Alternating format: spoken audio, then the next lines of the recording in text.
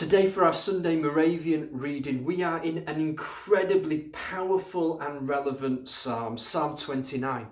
It is a call to recognize who God is and to acknowledge it, to give him credit for who he is. That's what it means to ascribe to the Lord.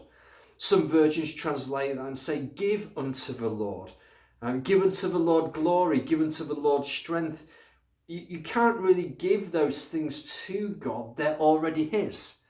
So rather, it's about ascribing to the Lord, is about seeing those qualities in God, seeing him for more of who he is, and recognizing it, echoing it back to him in praise and worship. For example, seeing him in the beauty of his holiness and ascribing that to the Lord, saying, God, you are beautiful. In you I see the greatest beauty, and I enjoy your beauty in this moment, this day.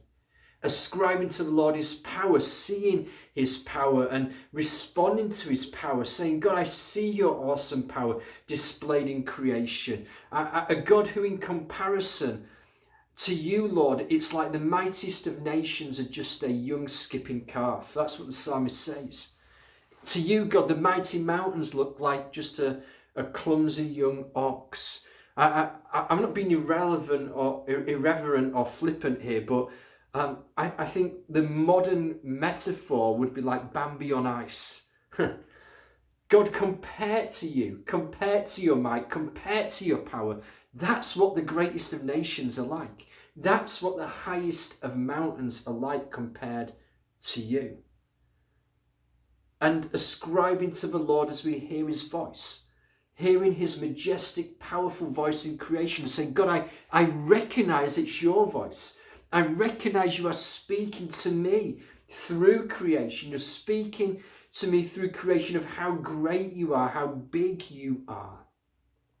The psalmist goes on to say that God is enthroned over the waters. He's enthroned as king forever. He reigns and rules. He's enthroned over any ruler or power.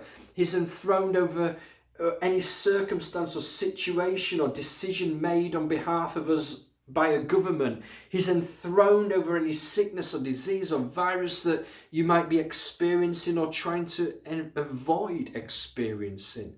He's enthroned over all. Ascribe to him. Give him credit for it. See him for who he really is. Hear him for who he really is. And as we do, we respond. A reflex response with all of his temple. We cry out, glory, glory, glory. It's as natural as blinking when poked in the eye. Worship always reflexes out of wonder. Response always reflexes out of revelation or reflexes out of encounter. And what of this awesome, beautiful, majestic, thundering God? Who is he to us? Well, let me just finish by reading to you the last verse in Psalm 29, verse 11, that says these words. This same God, the Lord gives strength to his people. The Lord blesses his people with peace. After the thunder, after the earthquakes, after the enthronement, it's the same God who blesses his people with peace. What an incredible God we serve.